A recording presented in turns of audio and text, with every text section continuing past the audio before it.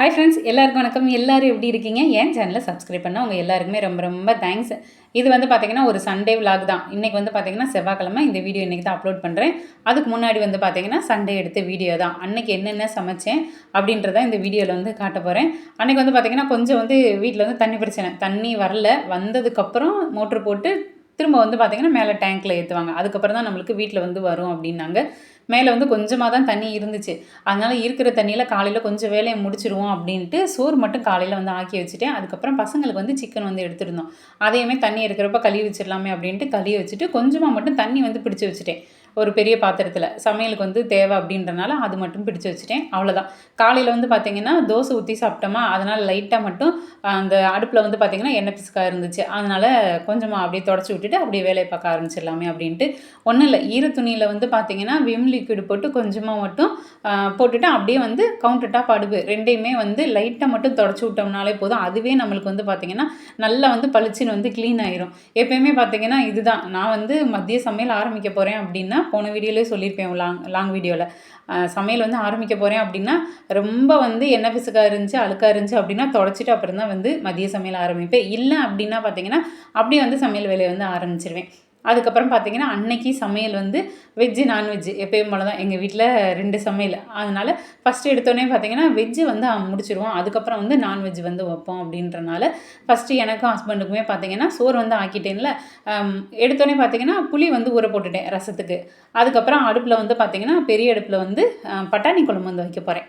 அதனால் அதுக்கு வந்து ரெடி பண்ணிக்கிட்டே இருந்தேன். அதுக்கு முன்னாடியே பார்த்திங்கன்னா வெங்காயம், தக்காளி எல்லாமே கட் பண்ணி வச்சுட்டேன். தேங்காய் முதற்கொண்டு அரைச்சி வச்சுட்டேன். அதனால் அங்கே வந்து ஒரு குட்டி குக்கரில் வச்சுட்டு பட்டாணி குழம்பு வச்சுக்கிட்டே இருந்தேன். இந்த மசால் பொடி மட்டும் பார்த்திங்கன்னா தனியாக மொத்தமாக இந்த மாதிரி அரைச்சி வச்சுருவேன். இது வந்து அத்தை சொல்கிற அளவில் தான் நான் வந்து அரைச்சி வைப்பேன். அத்தை வந்து எவ்வளோ வாங்கணும், என்னென்ன வாங்கணும் அப்படின்னு சொல்லிடுவாங்க. அதை வந்து ஒரு டைரியில் எழுதி வச்சுருக்கேன். அதை வந்து பார்த்திங்கன்னா பத்திரமா பீரோக்குள்ளே வச்சுருப்பேன். அந்த டைரியை வெளியே வச்சுருந்தா கூட காணா போயிடும் அப்படின்ட்டு அது எப்போயுமே பார்த்திங்கன்னா பீரோக்குள்ளே தான் இருக்கும். ஏன்னா இந்த மசால் பொடி இல்லைன்னா குழம்பு வந்து பார்த்திங்கன்னா கண்டிப்பாக டேஸ்ட்டாகவே இருக்காது. இது வந்து தேங்காய் அரைச்சி போட்டு வைக்கிற குழம்பு. அதுக்கப்புறம் புளி குழம்புக்கெலாம் பார்த்திங்கன்னா இந்த மசால் பொடி சூப்பராக இருக்கும். கறி குழம்புக்கெலாம் வந்து வேறு ஒரு மசால் பொடி வந்து வச்சுருக்கேன். என்ன தான் அத்தைகிட்ட அளவு கேட்டு நம்ம அரைச்சாலும் அவங்க அரைச்சி வைப்பாங்கள்ல, அந்த மசால் பொடி டேஸ்ட்டுக்கு வந்து நம்ம அரைச்சா வரமாட்டேங்குது. அது என்னன்றது தெரியலை. ஒரு சிஸ்டர் கூட கமெண்ட்டில் கேட்டிருந்தாங்க, நீங்கள் நிறைய ரெசிபி செய்கிறீங்க, அதை வந்து எப்படி வைக்கிறது அப்படின்னு சொன்னீங்கன்னா எங்களுக்கு கொஞ்சம் யூஸாக இருக்கும் அப்படின்னாங்க. இன்றைக்கி வந்து காலிஃப்ளவர் மசாலா வந்து வைக்க போகிறேன். அது ரொம்ப ஈஸி தான். என்னென்ன அரைக்கணும் அப்படின்றத ஃபஸ்ட்டு வந்து சொல்லிடுறேன். ஒரு மிக்ஸி ஜாரில் வந்து பார்த்திங்கன்னா 2 பூண்டு, 2 வத்தல், கொஞ்சமாக தேங்காய், 1/2 ஸ்பூன் சோம்பு, அதுக்கப்புறம் பார்த்திங்கன்னா கடைசியில் ஒரு 4-5 முந்திரி பருப்பு. முந்திரி பருப்பு பதில் கசகசாவும் சேர்ப்பாங்க. ஆனால் முந்திரி பருப்பு சேர்த்திங்கன்னா நல்ல க்ரீமியாக இருக்கும், டேஸ்ட்டாகவுமே இருக்கும். அதை வந்து பார்த்திங்கன்னா மொத்தமாக வந்து நம்ம வந்து அரைச்சி வச்சிடணும். அதுக்கப்புறம் ஒரு வடைச்சட்டியில் வந்து பார்த்திங்கன்னா எண்ணெய், கடுகு, உளுந்து, அப்புறம் வெங்காயம், கருவேப்பிலை இதெல்லாம் போட்டு நல்லா வதக்கி விட்டுட்டு அதுக்கப்புறம் நம்ம அரைச்சி வச்சுருந்தோம்ல மசால் பொடி அதையுமே இதோடு சேர்த்துட்டு கொஞ்சமாக மட்டும் மஞ்சத்தூள், அதுக்கப்புறம் நம்ம கட் பண்ணி வச்சுருந்த காலிஃப்ளவரையும் இதோடு சேர்த்துட்டு இதுக்கு வேகிற அளவுக்கு தண்ணி மட்டும் ஒரு 1/4 கிளாஸ் அளவு தண்ணி, அதுக்கப்புறம் தேவையான அளவு உப்பு இதெல்லாம் சேர்த்துட்டு மீடியம் ஃப்ளேமில் மூடி போட்டு வச்சோம்னா சூப்பராக வந்து காலிஃப்ளவர் வந்து ரெடி ஆயிரும். அதுங்களையும் பார்த்திங்கன்னா இங்கிட்ட பட்டாணி குழம்பு வந்து ரெடி ஆயிடுச்சு. அதை வந்து இறக்கிட்டு அப்படியே இன்னொரு குக்கரில் வந்து பார்த்திங்கன்னா சிக்கன் குழம்பு தான் வைக்க போகிறேன். இதுக்கு வந்து பார்த்திங்கன்னா கறி குழம்புக்குன்னு தனியாக வந்து இந்த மசால் பொடி வந்து இருக்குது. இது வந்து பார்த்திங்கன்னா டேஸ்ட் வந்து சூப்பராக இருக்கும். நான் எப்போயுமே அதுதான் வந்து யூஸ் பண்ணுவேன். அதுக்கப்புறம் காலிஃப்ளவர் மசாலாவும் ரெடி ஆயிடுச்சு. நான் சிக்கன் குழம்பு வச்சுருந்தேன்ல அந்த குக்கரை மட்டும் பார்த்திங்கன்னா அப்படி கரண்ட் அடுப்பில் வந்து மாற்றி வச்சுட்டேன். கொஞ்சம் வந்து கேஸை வந்து அப்படியே மிச்சப்படுத்திக்கலாமே அப்படின்ட்டு. அதுக்கப்புறம் காலிஃப்ளவர் மசாலா வந்து செஞ்சேன்ல அதை வந்து ஒரு கிண்ணத்தில் வந்து மாற்றி வச்சுட்டு அந்த வடைச்சட்டியை வந்து அப்படியே வச்சுட்டேன். அடுத்து வந்து ரசம் வந்து தாளித்து விட்டுக்கலாமே அப்படின்ட்டு. அதுக்கப்புறம் பாஸ்மதி ரைஸில் சிக்கன் பிரியாணி வந்து பண்ண போகிறேன். அதுக்காக வெங்காயம், தக்காளி, சிக்கன்லாம் போட்டு அப்படியே வதக்கி விட்டுக்கிட்டே இருந்தேன்.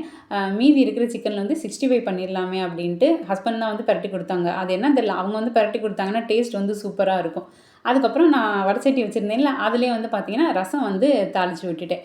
இங்கிட்டு பட்டாணி குழம்பு ரெடி ஆயிடுச்சு, சிக்கன் குழம்புமே ரெடி ஆயிடுச்சு. அது வந்து ஒரு கிண்ணத்தில் வந்து மாற்றி வச்சிடலாமே அப்படின்ட்டு. ஏன்னா குக்கரா அது வந்து பார்த்திங்கன்னா அப்படியே கிச்சனில் இருந்துச்சு அப்படின்னா இடத்த வந்து அப்படியே அடைச்சிக்கிட்டு இருக்கும் அப்படின்றனால ரெண்டையுமே பார்த்திங்கன்னா ஒரு கிண்ணத்தில் வந்து மாற்றி வச்சுட்டு அந்த குக்கரை வந்து பார்த்திங்கன்னா கழுவுறதுக்கு வந்து போட்டு வச்சுட்டேன். இங்கிட்ட வந்து தண்ணி வந்து கொதிச்சிருச்சு. அதில் வந்து அரிசி வந்து போட்டு வச்சுட்டேன். அதுங்களையும் பார்த்திங்கன்னா இங்கிட்ட பட்டாணி குழம்பை தாளித்து விட்டுடலாமே அப்படின்ட்டு. ஏன்னா பட்டாணி குழம்புக்கெலாம் பார்த்திங்கன்னா தாளித்து ஊற்றினா தான் அந்த குழம்பு வந்து பார்த்திங்கன்னா டேஸ்ட்டாக இருக்கும். அதனால் கடுகு, உளுந்து, வெங்காயம் போட்டு அப்படியே தாளித்து விட்டுட்டேன். அதுக்கப்புறம் ஒரு வடை சட்டியில் வந்து பார்த்திங்கன்னா எண்ணெய் ஊற்றி எண்ணெயை வந்து காய வச்சுட்டேன். சிக்கன் 65 வந்து போட்டுக்கலாமே அப்படின்ட்டு. இங்கிட்டு பிரியாணி வந்து தம் போட்டுடலாமே அப்படின்ட்டு ஒரு தோசை சட்டியை வச்சு அது மேலே அப்படியே அந்த பிரியாணி சட்டியுமே வச்சுட்டு ஒரு 20லேருந்து 25 நிமிஷம் வந்து தம் போட்டுருவேன்.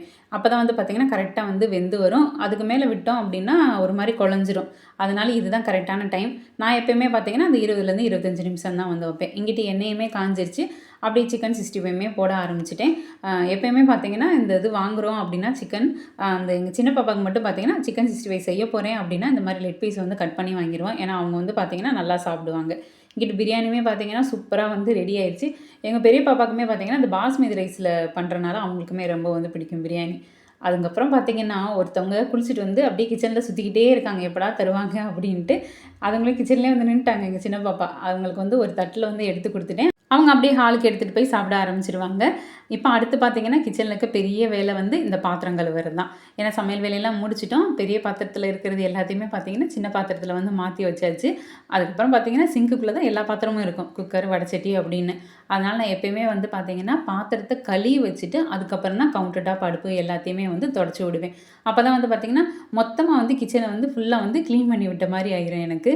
நம்ம எப்பயுமேவும் சமையல் ஆரம்பிக்க போகிறதுக்கு முன்னாடி கிச்சன் எப்படி நீட்டாக வச்சுட்டு சமைக்க ஆரம்பிக்கிறோமோ அதே மாதிரி சமையலை முடிச்சதுக்கப்புறமும் கிச்சனை இந்த மாதிரி நீட்டாக க்ளீனாக வச்சுக்கிட்டோம்னா பார்க்குறதுக்கு அவ்வளோ அழகாக இருக்கும். அதுக்கப்புறம் போய் நீங்கள் மதிய சாப்பாடு வந்து சாப்பிடுங்களேன், கொஞ்சம் அதிகமாகவே நம்ம வந்து சாப்பிடுவோம். ஏன்னா அதுக்கப்புறம் பார்த்திங்கன்னா கிச்சனுக்குள்ளே வர வேண்டிய வேலையே நம்மளுக்கு இருக்காதுல்ல.